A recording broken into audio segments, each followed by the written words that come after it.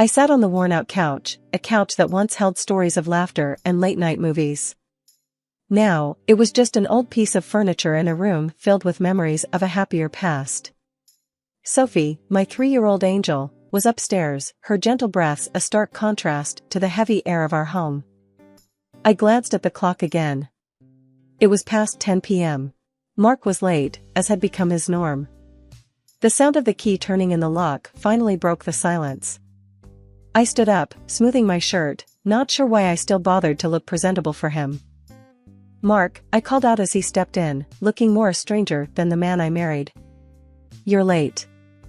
He didn't meet my eyes, just grunted a response. "Work. It's always work." His voice, once filled with warmth and affection, now carried a cold, distant tone.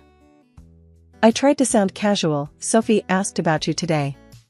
She wanted to know when Daddy would be home." He shrugged off his coat, hanging it carelessly on the rack. "Kids ask a lot of things. Doesn't mean we always have answers." I felt a twinge of pain in my heart. "Maybe we could do something this weekend?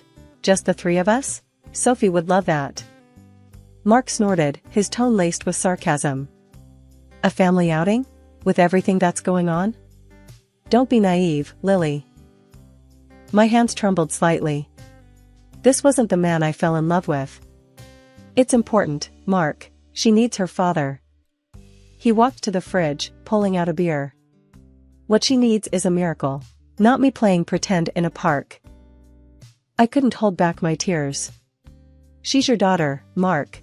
How can you be so cold?" He took a swig of his beer, avoiding my gaze. "I'm being realistic, Lily. This isn't the life I wanted. A sick child, a house that feels more like a hospital." I followed him into the kitchen, my voice rising. "And what about me? Do you think I enjoy watching our daughter suffer? Do you think this is the life I dreamed of?" Mark slammed the beer bottle on the counter. "I don't know, Lily. I really don't. But I know I can't do this anymore." I felt a surge of anger. "You want to walk away? From your own child?" He drained his beer in one long gulp. "I need space. I can't deal with this suffocation." "Suffocation?" I echoed, disbelief in my voice. "Is that what your family is to you now?" Mark turned away, his shoulders tense. "It's not just that. It's everything. The constant hospital visits, the medical bills, the way our lives revolve around Sophie's illness. I didn't sign up for this." I was at a loss for words. How had our love turned into this bitter reality? "So, what's your plan, Mark? Leave us? Start over somewhere else?" He didn't answer, just walked past me, his footsteps heavy against the wooden floor. I stood there, a mix of emotions churning inside me. Anger, sadness, and a profound sense of betrayal.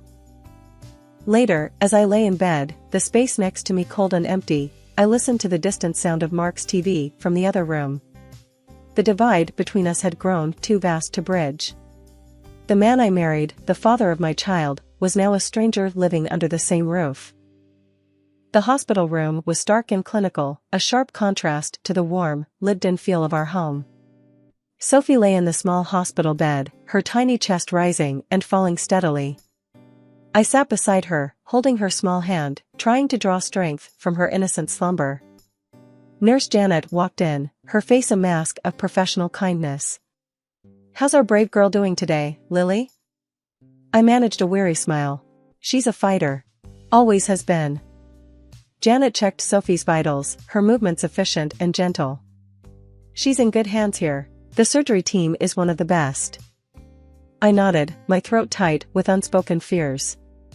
"I know. I just wish Mark could be here more. She keeps asking for him." Janet gave me a sympathetic look. Fathers often find it hard to cope with these situations.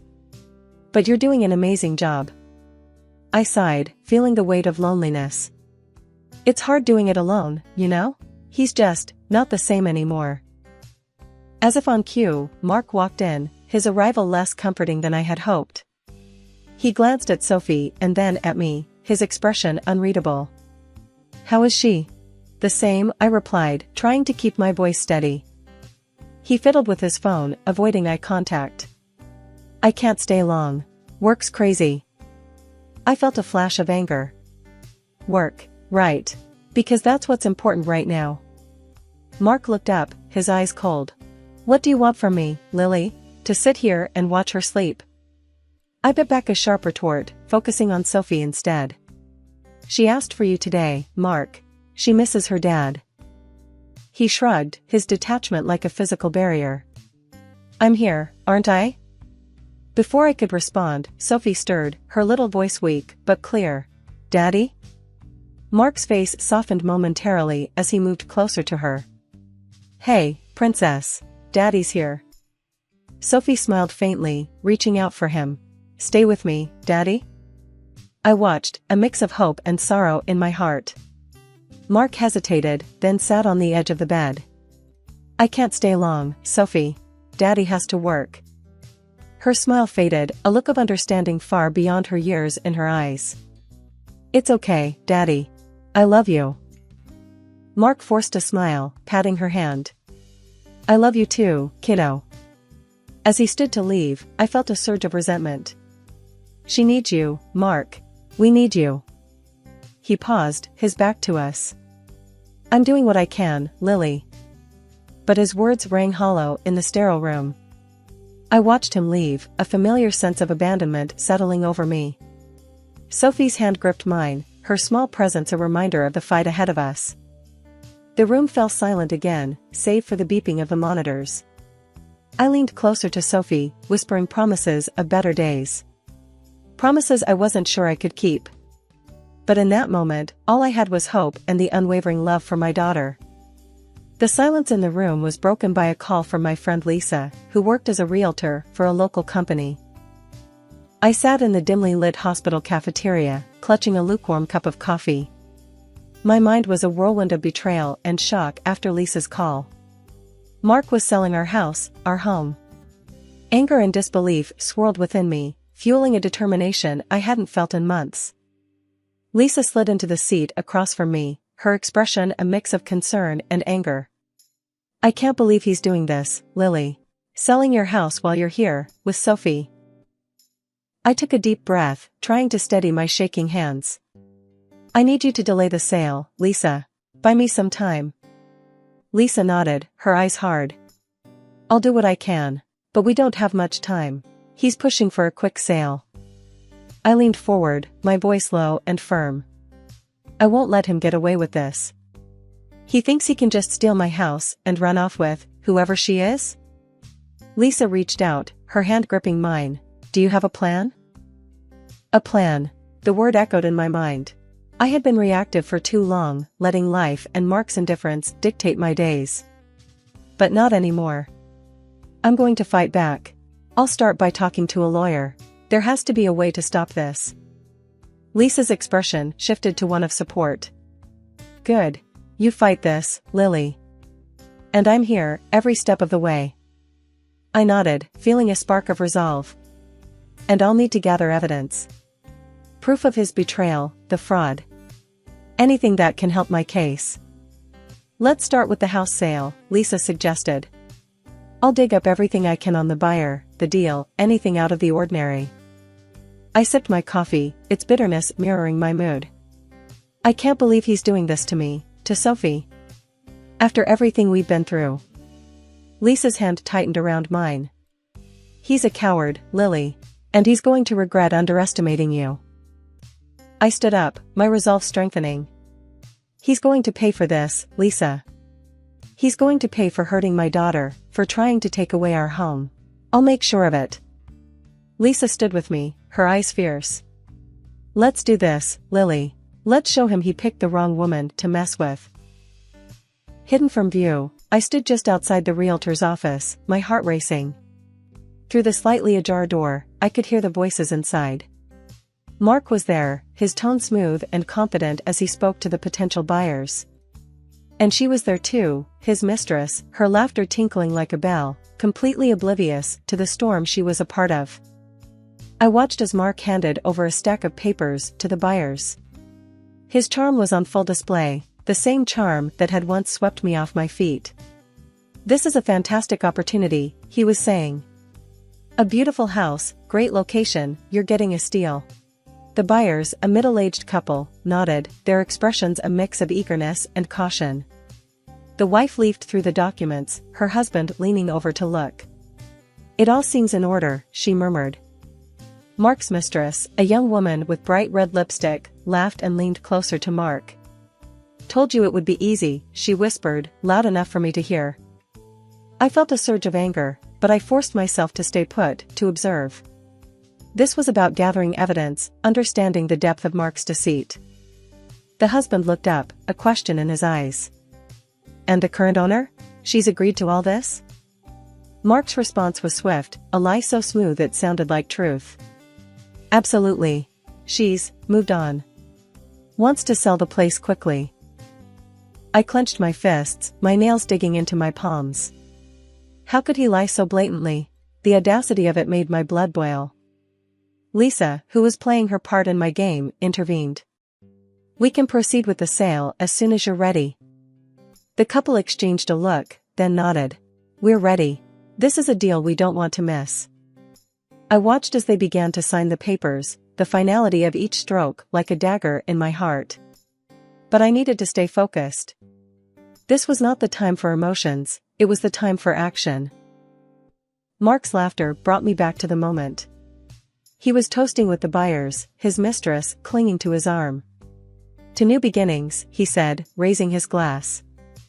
I stepped into the room, my gaze fixed on Mark. Enjoying yourself, Mark?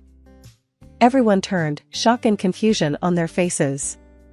Mark's smile faltered. Lily, what are you doing here? I walked up to them, my steps firm. I'm here to stop you from making the biggest mistake of your life. Mark's mistress scoffed, rolling her eyes. What are you talking about? The deal is done. I smiled, but it was cold, devoid of any warmth. Is it, now? Because I don't remember signing off on selling my house.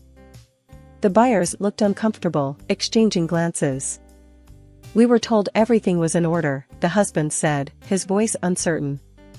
Mark stepped forward, trying to assert control.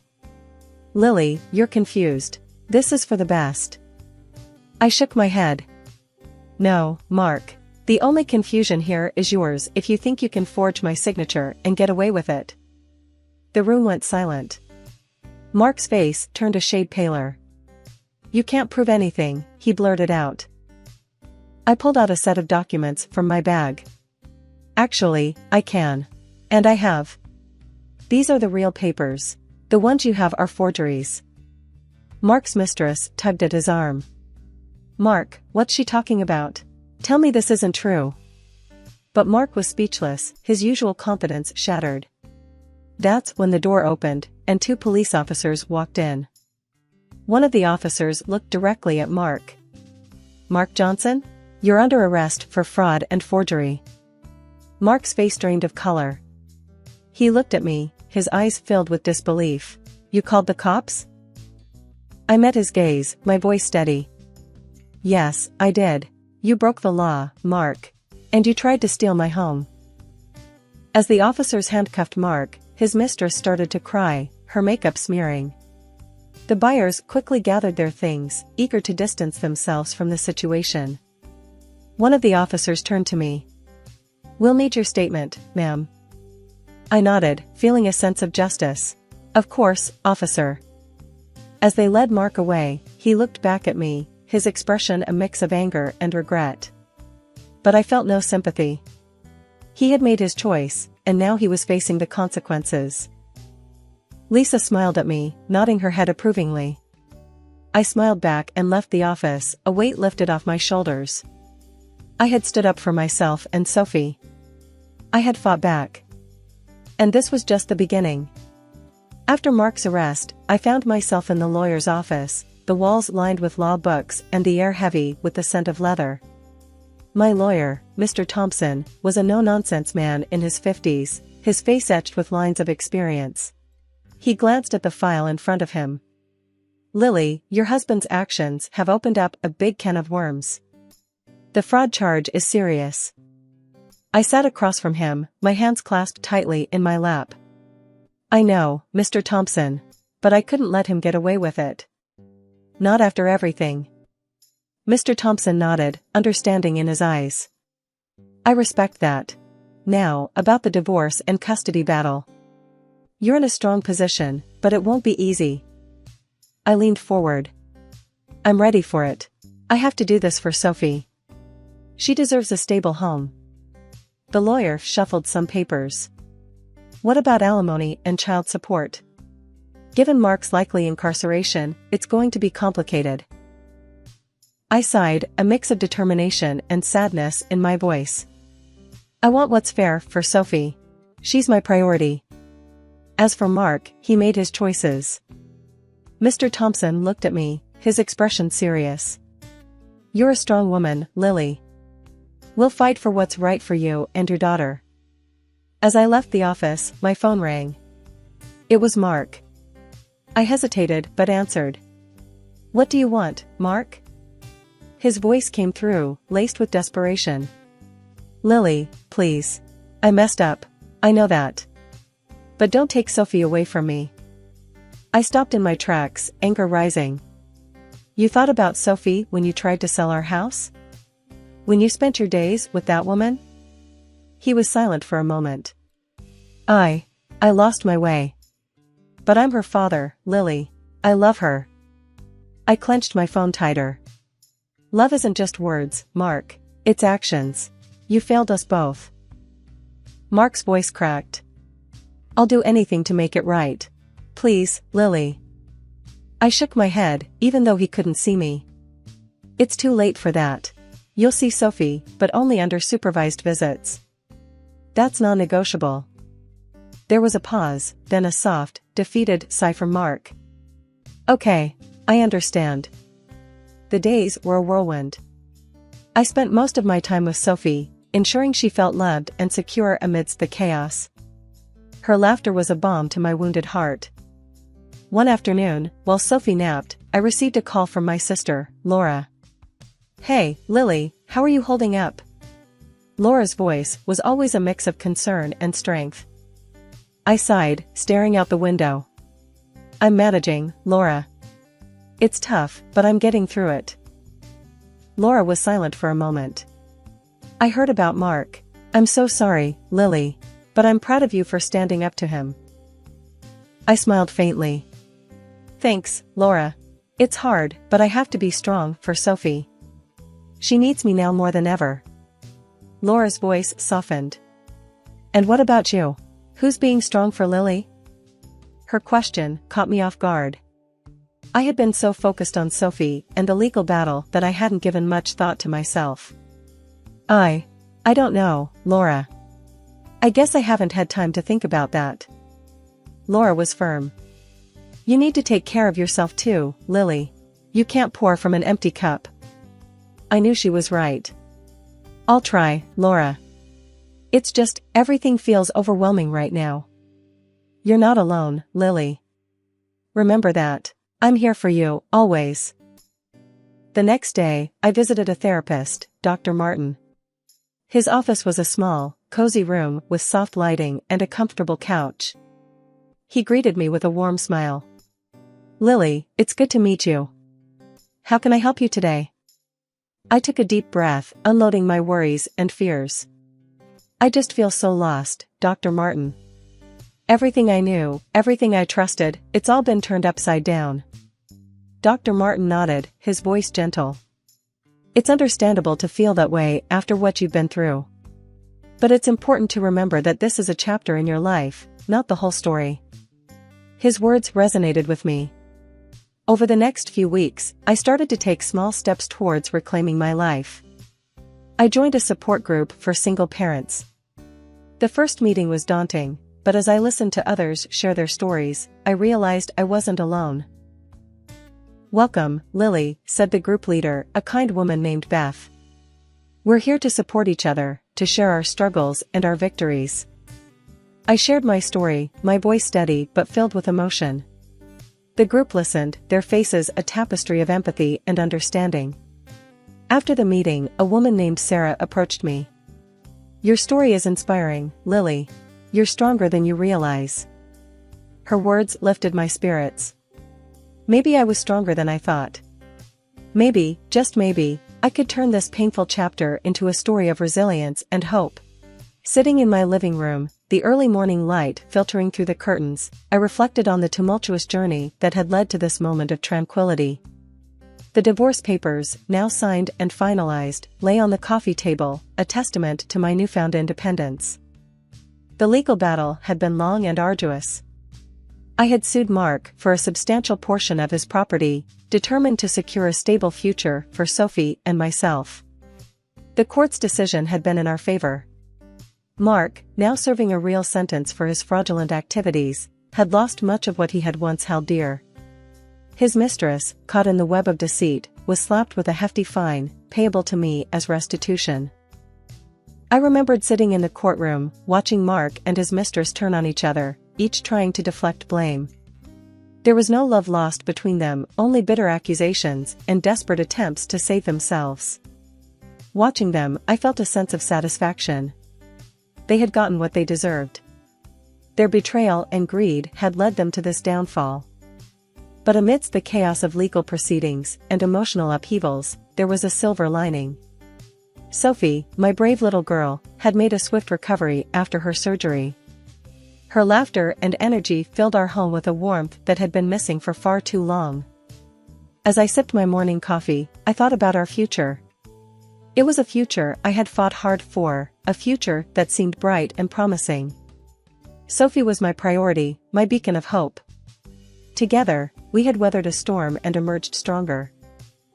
I glanced at the pictures on the mantel, images of Sophie and me at the park, at the zoo, smiling and carefree. They were more than just photographs, they were reminders of our resilience, our ability to find joy amidst adversity. Sophie bounded into the room, her hair a tousled mess, her eyes bright with excitement. "Mommy, are we going to the park today?" I smiled, my heart swelling with love. "Yes, sweetheart. We're going to have a great day." She clapped her hands, her laughter echoing through the room. "Yay! I love the park." As I watched her play, I realized that this was what mattered the most. The struggles, the pain, and the betrayal were behind us. What lay ahead was a path of healing and new adventures.